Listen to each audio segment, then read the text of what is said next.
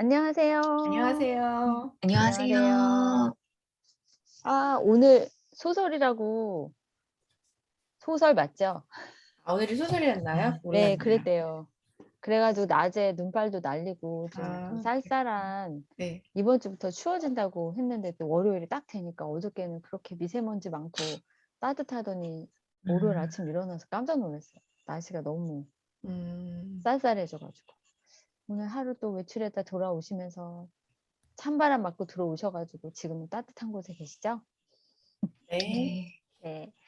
자, 오늘도 신이 쉼표를 놓은 곳에 마침표를 찍지 말라. 세 번째 이야기 나누러 왔습니다. 자, 이 책은 류시아 님이 쓰신 책이고 인도 우화집인데 거기 안에 교훈도 많고 또 재미있는 스토리로 되어 있어서 읽을 때마다 재미나는 그런 느낌 많이 드는데 그 이름들이 너무 어려워요. 인도 이름이어 가지고 읽다가 이 사람이 이 사람인가 다시 알아보러 가고 막 저도 그러는데 그래요. 예. 그쵸. 예. 헷갈려 가지고 '이게 이름인가? 무슨 옷 이름인가? 지명 이름인가?' 막 이렇게. 자, 오늘은 베이킹걸 님이 제일 먼저 나눠 주시는 차례가 된 것 같아요. 자, 인사는 이제 그만 나누고 각자 감명 깊은 곳을 나누는 시간을 갖겠습니다. 베이킹걸 님 나눠 주세요. 네. 제가 오늘 이야기 나눠 드릴 부분은 황금자루라는 제목인데요. 신이 그 아내인 또 다른 신하고 같이 의논을 하면서 되게 안 돼 보이는 사람에게 뭔가를 주자. 전지전능한 능력이니까 주자. 이렇게 얘기를 했더니 그 신이 저 사람은 받을 준비가 안 됐으니 안 주지 말아야겠다. 그래서 이제 계속 이제 아내가 그런 아량도 없냐 이렇게 얘기를 하다가 이제 그 사람에게 뭔가를 던져줘요. 그런데 그 사람이 아니나 다를까 그 신의 예상대로 앞에 큰 돌이 떨어졌는데 이거 밟으면 큰일 날 뻔했네. 그러고 피해가는 거예요. 그래서 역시 줘도 못 먹는구나.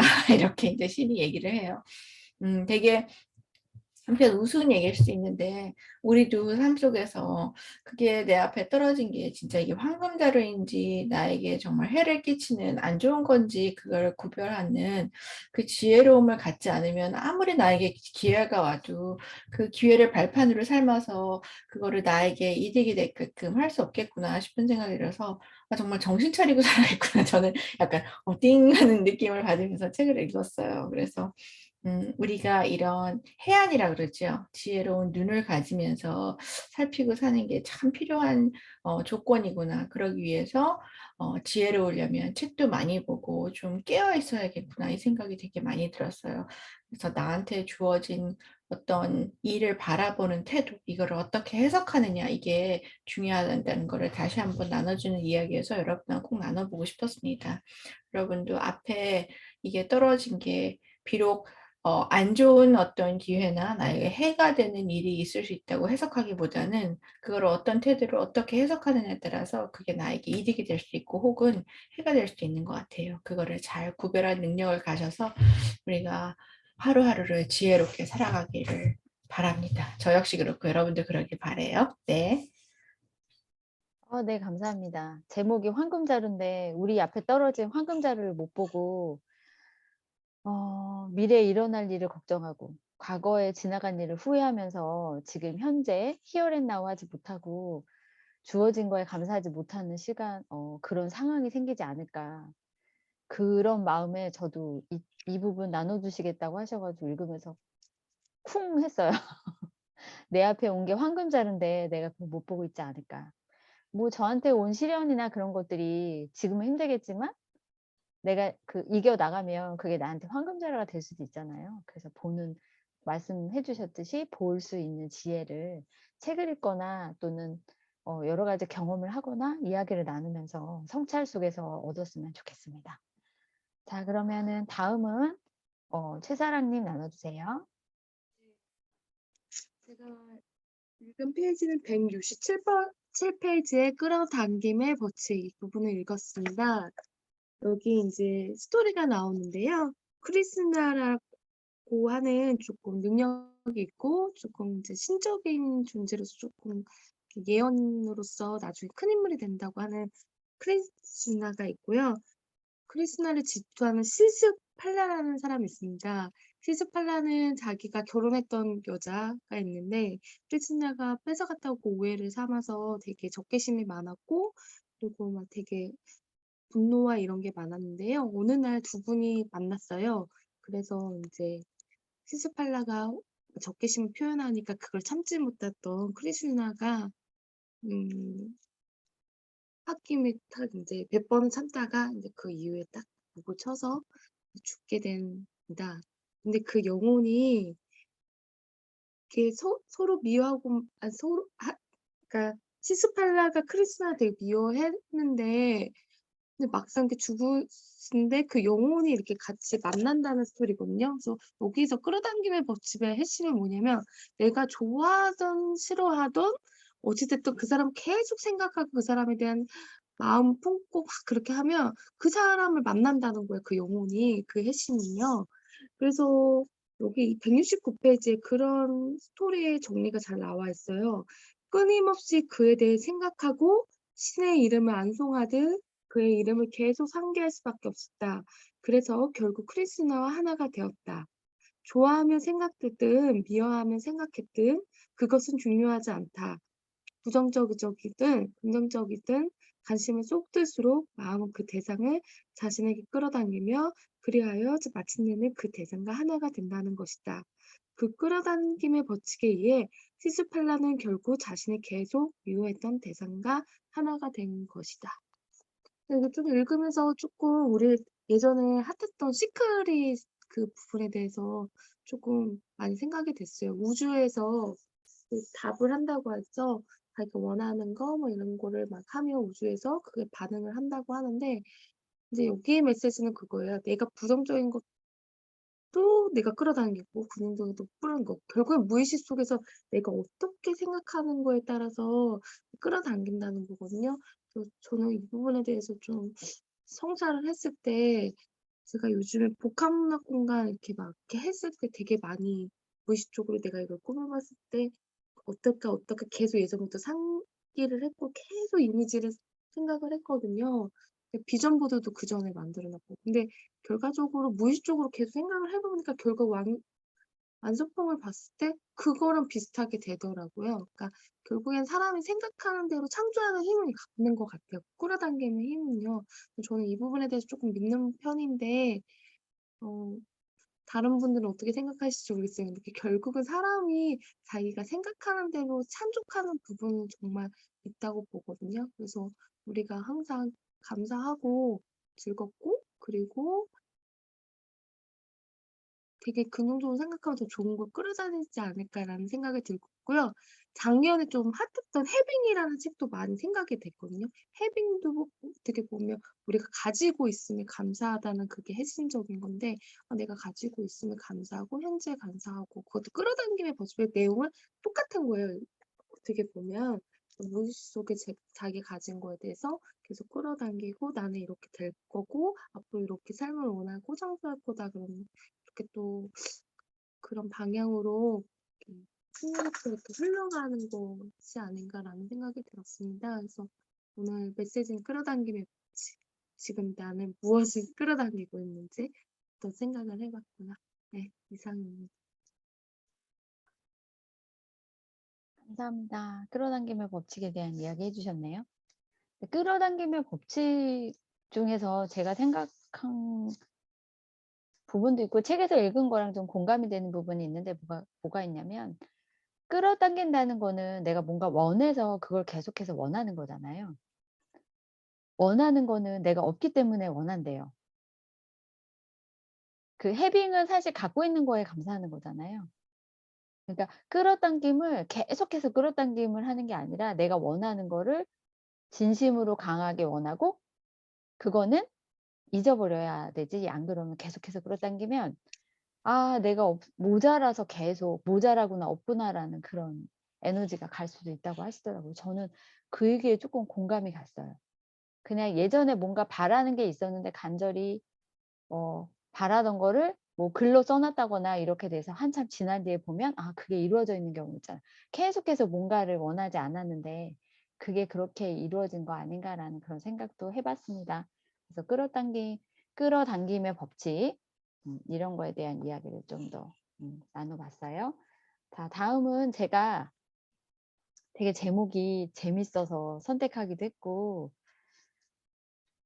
이 뒤에 이제 나오는 내용을 보시면 되게 웃기실 텐데, 제목이 뭐냐면 멍청한 호박이야예요. 재밌죠?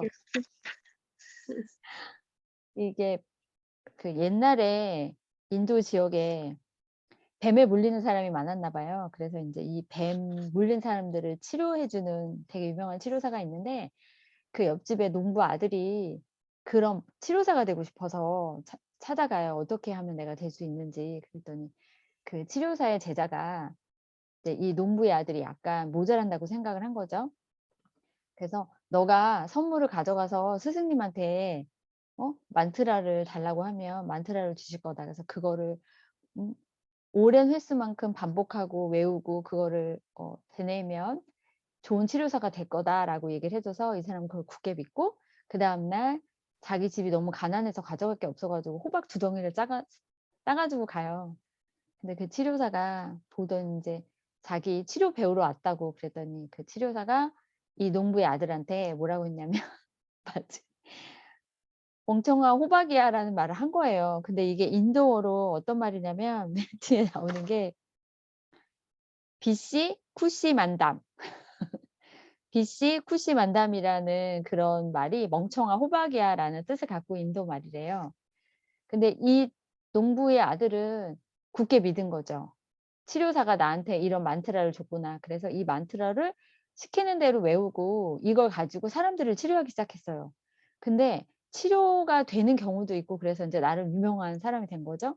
그러다가 이제 왕이 뱀에 물리는 사건이 생겨서 전국에 있는 치료사를 불렀는데 다 안 들어가지고 이 사람을 이 농부의 아들을 그 이제 신하들이 불러다가 자기 왕을 치료해 달라고 했는데 이 사람이 한 주문에 이 왕이 일어났어요. 그래가지고 일어나자마자 미음을 먹고 정신을 차렸거든요.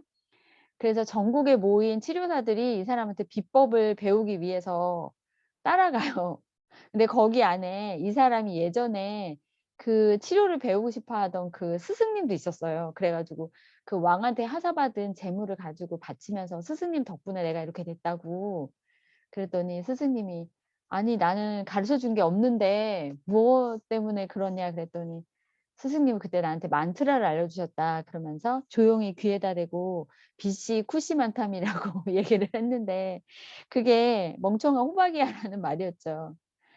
그래서 여기 안에 이제 마지막에 작가님이 써주신 글 안에 뭐가 있냐면 내가 원하고 믿는 것들 또 내가 생각하고 있는 것들 뭐 그런 것들을 오직하고 순수한 믿음으로 계속해서 반복해서 되뇌인다면 멍청한 호박이야라는 말조차도 이렇게 영험한 기능을 발휘를 한다.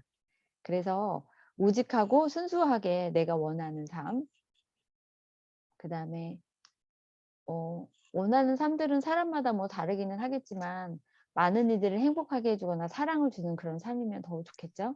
그래서 그런 삶을 살면 좋지 않을까. 그래서 어떠한 좋은 문구, 명언 이런 것도 중요하기는 하지만 내가 항상 내 마음속에 갖고 있는 우직한 한마디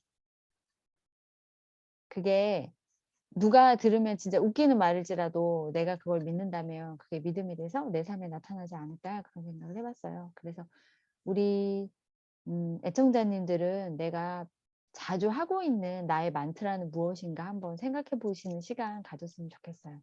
저는 요즘 저한테 뭐 하냐면 나는 너를 사랑해 라는 만트라를 가장 많이 하고 있어요.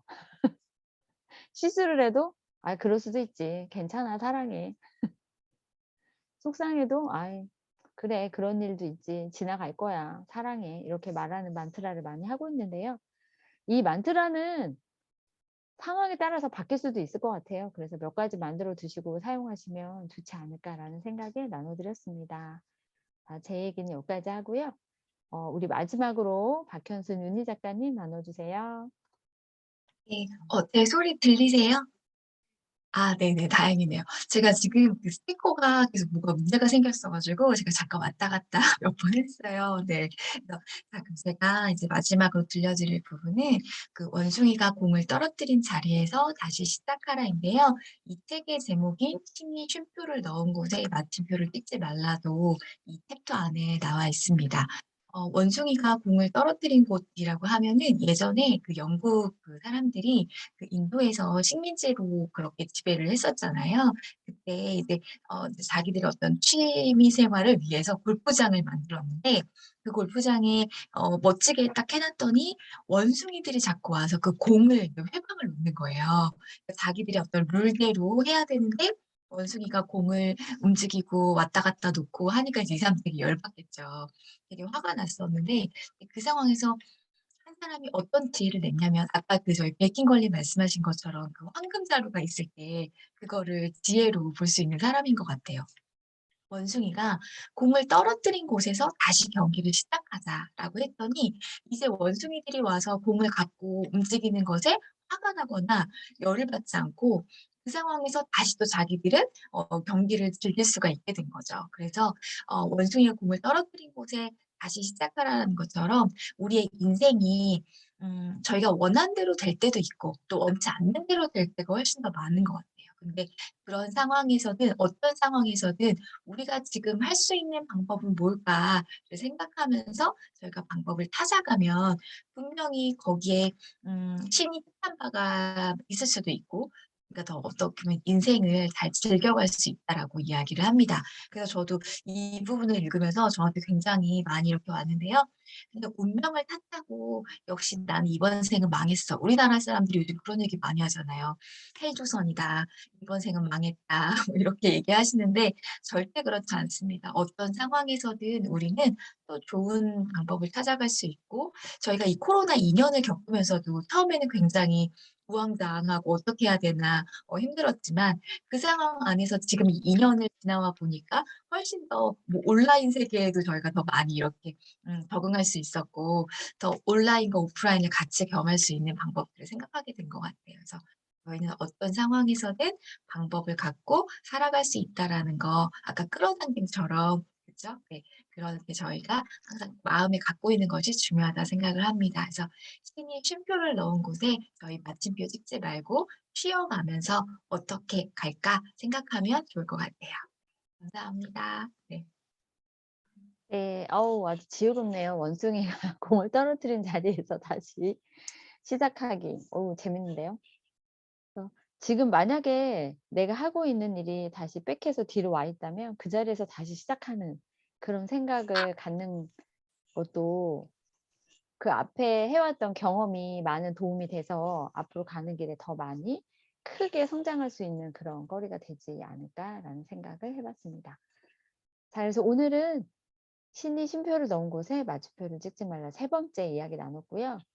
또 더 궁금한 여기 안에서도 되게 저희가 군데군데 나눠 드렸지 안에 들어가 있는 내용들이 재미있는 것들이 많아요.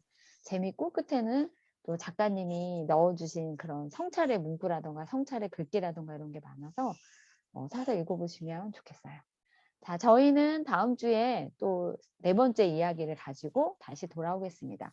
자 오늘 나눠 드린 이야기가 도움이 되셨다면 좋아요 구독 알림 설정 부탁드립니다. 부탁드려요. 부탁드려요.